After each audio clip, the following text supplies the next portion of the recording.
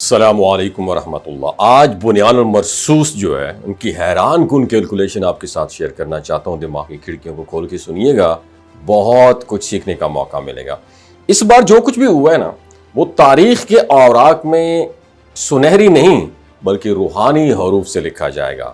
پاکستان اور بھارت کے درمیان حالیہ جنگ میں جب بھارت نے اچانک اور شدید جارحیت کا مظاہرہ کرتے ہوئے آپریشن سندور کا آغاز کیا تو ساری دنیا ایک لمحے کو ساکت ہو گئی۔ بھارت نے اندھا دھند فائرنگ، راکٹ حملے اور فضائی حدود کی خلاف ورزیوں سے یہ ظاہر کیا کہ وہ امن کی زبان بالکل بھی انڈرسٹینڈ نہیں کرتا۔ لیکن جوابی رد عمل ایسا تھا کہ بھارت خود حیران رہ گیا۔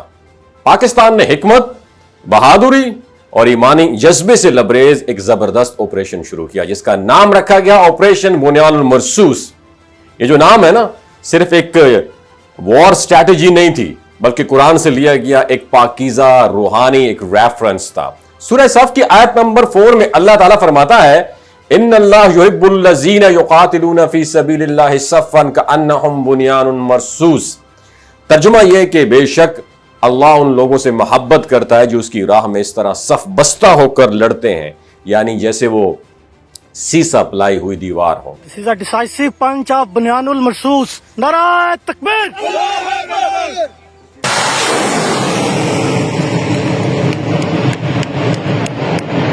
یعنی یہ آپریشن بنیان المرصوص صرف ایک عسکری جواب نہیں تھا بلکہ ایک روحانی اعلان بھی تھا کہ ہم ایمان کی بنیاد پر کھڑے ہوئے ہیں اور سیسا پلائی ہوئی دیوار کی طرح متحد بھی ہیں۔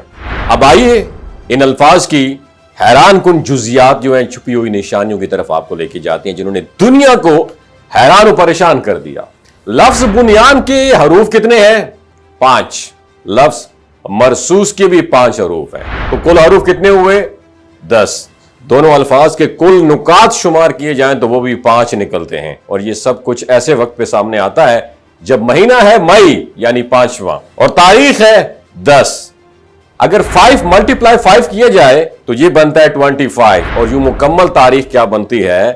10 تاریخ 5واں مہینہ 2025، یعنی جس دن پاکستان نے آپریشن بنیان المرصوص کا اعلان کیا وہی تاریخ، وہی مہینہ اور وہی اعداد قرآن کے انہی 2 الفاظ کے اندر چھپے ہوئے ملتے ہیں بنیان المرصوص کے اندر۔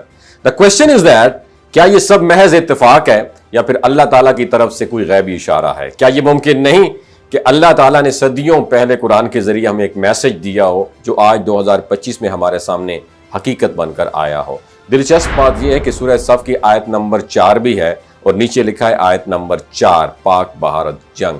گویا یہ آیت نہ صرف ایک روحانی ہدایت ہے بلکہ ایک ایڈوانس پیش کی خبر بھی ہو سکتی ہے، اور اگر ہم الفاظ کی روحانی طاقت کو سمجھیں تو بنیان کا مطلب یہ ہے ایک ایسی بنیاد، فاؤنڈیشن جو مضبوط، سچی اور غیر متزلزل ہو، اور مرصوص کا مطلب یہ ہے وہ چیز جو گارے اور سیسے سے اس طرح جڑی ہو کہ ٹوٹ نہ سکے، اور یہی وہ صفات ہیں جو ایک قوم کو ناقابل شکست بناتی ہیں۔ مضبوط بنیاد، اتحاد اور تنظیم۔